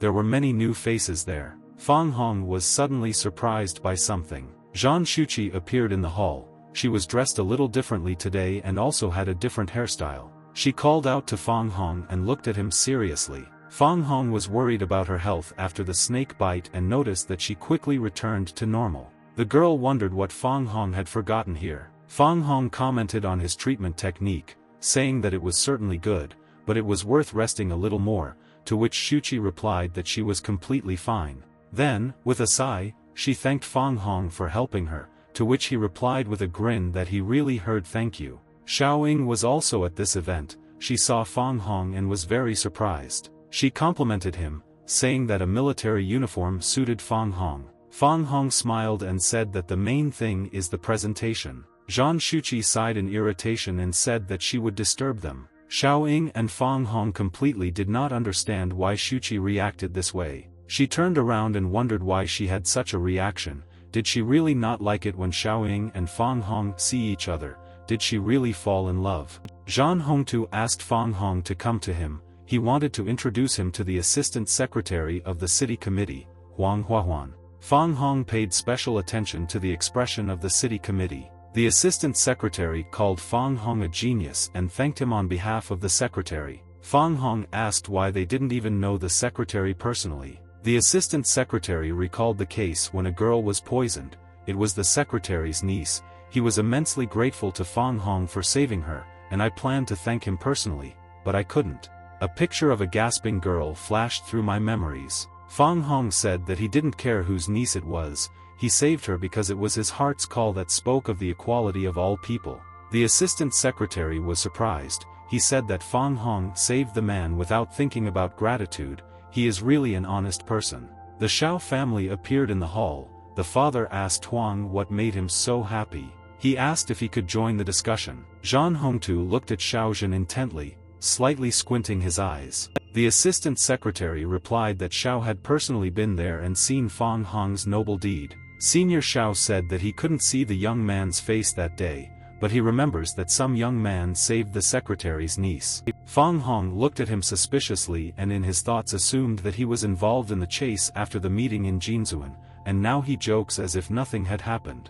The assistant secretary pointed to Fang Hong and said that this was his merit. Xiao, as if teasingly, said this is what kind of genius everyone was talking about and continued to flatter him by saying how many people called him a genius. Fang Hong, grinning, replied that he was simply performing the duties of a doctor and, unlike some, who want to achieve their goal by any means. Junior Xiao was indignant and shouted that Fang Hong should not blame just anyone. Fang Hong looked at him gloomily and emphasized that he only said some people, and with a smirk asked why he should react so harshly. Xiao Yikai frowned even more, but could not find an answer to Fang Hong's words. Fang Hong turned away and said that he was just joking and since he didn't like his jokes, he would just leave. Xiao Yikai threatened Fang Hong in his thoughts that with such actions he was increasingly facing death. Chen Bishi stood at the edge of the hall and looked thoughtfully out the window. Bai Bing was outside, standing all alone and doing something. She was talking on the phone and was about to join other guests. Suddenly, an unknown car drove up and stopped right next to Bai Bing.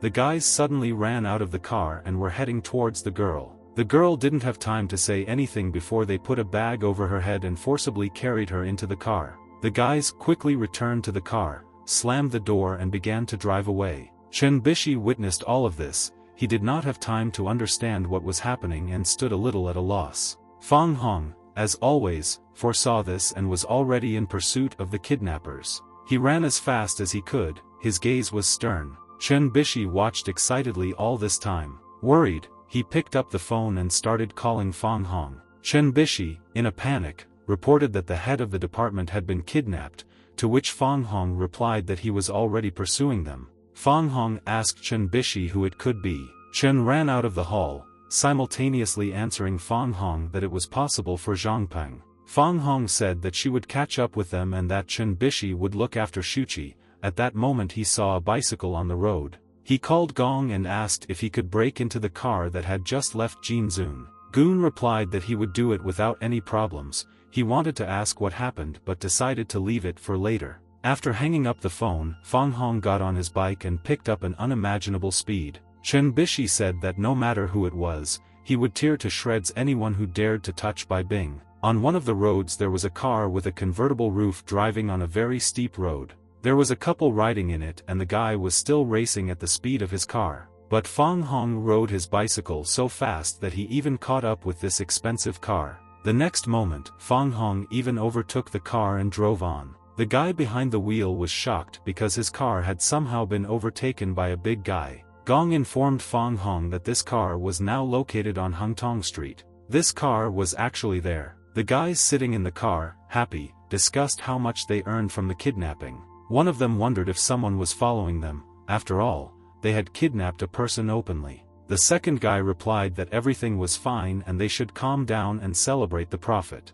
There was a loud crash. It sounded like something crashed into the car. The guys didn't expect it a bit and got worried. One of them came out to check what happened. Fang Hong's bicycle crashed into the car. The guy was very indignant about who dared to do this. The second guy also came out to see what happened. Fang Hong appeared in front of them, looked at them sternly and asked if they had kidnapped Bai Bing. The guys were very brave and even began to be rude to Fang Hong. One of them told Fang Hong to leave, otherwise he would die. The next second the guys were lying unconscious on the ground, unable to move. Fang Hong commented that 10 seconds is even a lot. Fang Hong opened the car door and was very surprised. Bai Bing was not there, but there was another guy and he was armed. The guy pointed the gun at Fang Hong. Fang Hong asked him where Bai Bing was. The guy replied that he didn't have time to talk to him. How could he even bother him? Fang Hong replied indifferently that he also did not have time. And in one motion he took out the needles. He instantly threw them, still looking at the guy indifferently.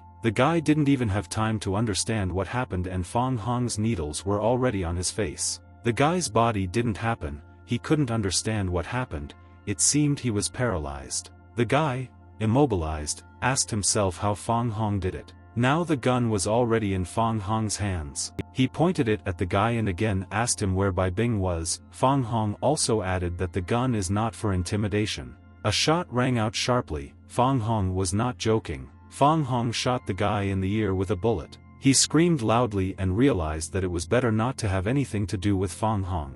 Fang Hong again asked about Bai Bing and threatened him with death. The guy immediately began to answer. At this time, Bai Bing was in which room? She was immobilized with her mouth bandaged. Zhang Peng was indeed the mastermind behind the kidnapping. He said that it is not surprising that out of the 5 golden flowers of the Juantu Corporation, men want to get her. Pouring wine onto her snow-white hair, he noticed that an ordinary guy would not dare to pursue someone like her. He approached her and began to lick the wine that was dripping onto Bai Bing's face. He said that if he liked something, he would do everything possible to get it. Breathing heavily, Bai Bing said that Zhang Peng is a vile bastard. Zhang Peng hit her and said that even if he dies here, no one will know about it. The next second he changed his face and asked for forgiveness, but still said that he needed to be heard. The guy grinned and said that he liked the girl's frightened face. Fang Hong's voice was heard in the room. He said that people like Zhang Peng are simply disgusting. He came around the corner and continued to say how terrible such people are. He calmed down Bai Bing and threatened Zhang Peng. Zhang Peng and Bai Bing did not expect to see Fang Hong here. Zhang Peng grabbed the walkie-talkie and asked his guards where they were if Fang Hong calmly entered the room. No one answered him. Zhang Peng was very surprised. He tried to contact his subordinates again but nothing worked. Fang Hong interrupted him and said with a grin that he didn't have to try, no one would hear him anyway. Fang Hong said that he simply defeated his subordinates. Zhang Peng was at school and asked Fang Hong what he meant. Zhang Peng noted that Fang Hu was not a coward for daring to make noise on his territory. The guy asked how Fang Hong found this place, to which Fang Hong replied that it didn't matter, he was here to get it. Zhang Peng replied that Fang Hong could not behave as he pleased if he was able to defeat a group of Zhang Peng's subordinates. Fang Hong noticed that Zhang Peng looks cool, but can he prove himself as well? Zhang Peng took out the nunchucks and threatened Fang Hong that he would pay with his blood. He would beat Fang Hong beyond recognition. The unarmed Fang Hong grinned and boldly approached Zhang Peng and told him to show his strength. Fang Hong swung his hand and shouted something daring. His nunchucks didn't even have time to touch Fang Hong. He deftly hit Zhang Peng in the face. Fang Hong commented that Zhang Peng's movements were too slow. Zhang Peng was seriously angry. Zhang Peng swung again and shouted die to Fang Hong and ran towards him. Fang Hong calmly dodged and sighed and said, "Does he really call this a fight?" Fang Hong is disappointed. With one movement of his hand, Fang Hong accumulated energy in his fingers and poked Zhang Peng's stomach. Zhang Peng screamed in acute pain. Zhang Peng was even sent flying by Fang Hong's blow. Bai Bing, who was watching all this, was surprised by Fang Hong's strength. Zhang Peng remembered that he had a knife under his pillow. He quickly took it out. He put a knife to Bai Bing's throat. Zhang Peng said that if Fang Hong does not kneel now, Zhang Peng will kill her. Zhang Peng didn't have time to finish speaking. His own nunchucks flew into his hand. A sharp throbbing pain rushed through Zhang Peng's entire body. Fang Hong angrily said that they had not even started to fight and Zhang Peng had already chickened out. Fang Hong said that Zhang Peng should sit on his knees and now he will show him what death is better than life means. Zhang Peng replied that if his father found out what Fang Hong did to him, he would simply kill him.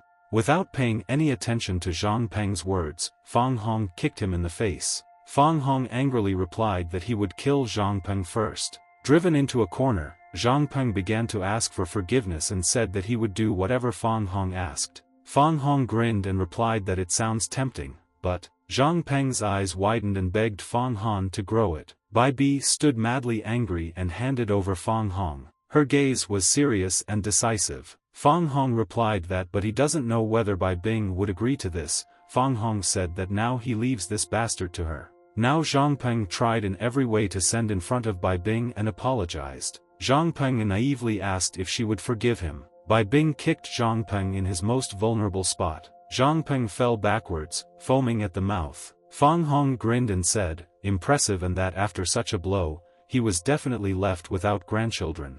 After the blow, Bai Bing fell to the floor, her hands turning blue. She winced in pain and told Fang Hong that her hands hurt very much. Fang Hong took Bai Bing's hands in hers and said that it was swelling, explaining that the blood had not circulated normally for a long time. Fang Hong looked at her hands and told her to be patient for a while.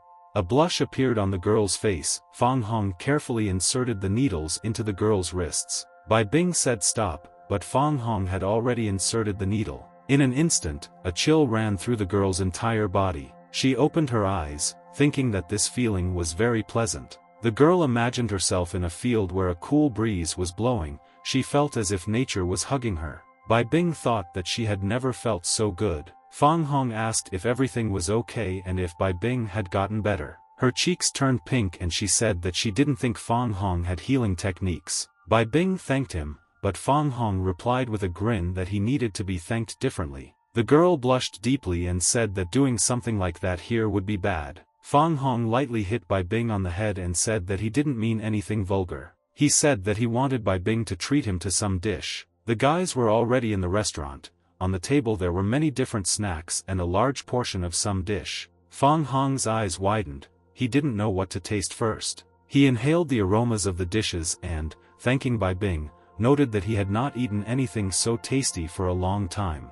The girl blushed and asked what he was saying. At this time, Chen Bishi rushed towards Bai Bing and Fang Hong at full speed. Fang Hong blew on the meat that he was about to bring to his mouth. As if the wind rushed to Chen Bishi's table, this wind blew Fang Hong's hot meat straight onto his lips. Chen Bishi hurriedly asked Bai Bing if she was okay. Fang Hong burned his mouth with hot meat and began to resent Chen Bishi. Chen, breathing heavily, asked for forgiveness. Chen Bishi asked for another set of cutlery. Fang Hong asked Chen Bish whether they had already figured out Zhang Peng, to which Chen replied that everything was fine. But Chen also noted that Fang Hong did a good job. Fang Hong noticed with a grin that Chen Bishi was very worried about Bai Bing. Is there really some kind of special relationship between them? Chen Bishi nervously replied that he was simply very worried about Bai Bing's safety. Surprised, Bai Bing asked what they were talking about. Chen Bishi wondered if it was really so obvious and Fang Hong guessed. I guessed that Bai Bing is the daughter of Chen Bishi, and it was true. Fang Hong rolled his eyes and mumbled and denied, but you can see everything from his look. Someone called Fang Hong. It was Zhan Jinjia. Fang Hong picked up the phone. At the other end of the line, Fang Hong's friend was indignant at Fang Hong's disappearance and also reported that Dean Zhou was looking for him. Fang Hong ordered his eyes and thought about why he was glad to see the dean. Fang Hong apologized and said that it was time for him to go. Having said that he would not interfere with them, Fang Hong began to leave.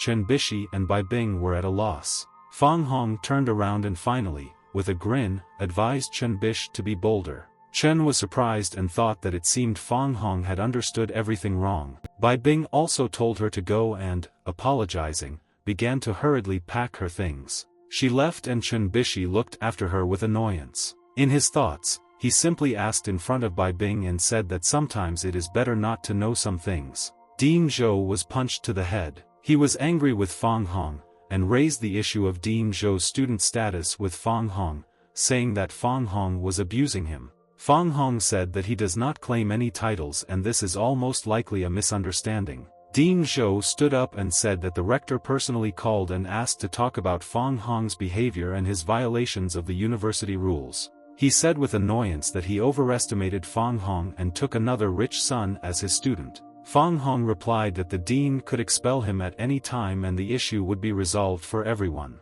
Dean Zhou turned around and said that Fang Hong had really great potential. The dean said he would put in a good word but it would be the last time. He also added that he would monitor Fang Hong's every move. Leaving the dean's office, Fang Hong thought about why he even goes to university because he doesn't need to learn anything. After all, Zhang Hongtu will have to go with the flow for his goals. Fang Hong returned to military training. A new instructor appeared, this time a guy. Fang Hong changed and asked to enter the line. Fang Hong's friends were in line and began to whisper. The instructor noticed this and asked in a loud tone what they were talking about. Guys, I'll fix it and shut up. The instructor said that you need to ask permission before entering. Besides, Fang Hong was late and he does not like those who break the rules at all, and all violators will be punished. The instructor looked angrily at Fang Hong, because it was because of him that the commander reprimanded everyone and handed down punishment. Fang Hong grinned and called his friends real brothers, because they were punished together with Fang Hong. The instructor was indignant and gave the students a punishment, 200 push-ups. Everyone except Fang Hong was shocked by the number of push-ups. Fang Hong interrupted the instructor, saying that this was all wrong, because Fang Hong was the only one who obeyed, so he alone would carry out the punishment for everyone. The instructor said that Fang Hong decided to play the hero and said that 200 push-ups would not be enough to fulfill the punishment for everyone. Fang Hong interrupted him again and said that the instructor had misunderstood. Fang Hong would do 800 push-ups in 5 minutes. The instructor did not believe that someone was capable of such a thing, so he watched Fang Hong with a frown. The guys were glad that they didn't have to do push-ups, but at the same time they were worried about Fang Hong. The instructor said that he agreed and warned Fang Hong not to regret it later. Fang Hong replied that he does not waste words.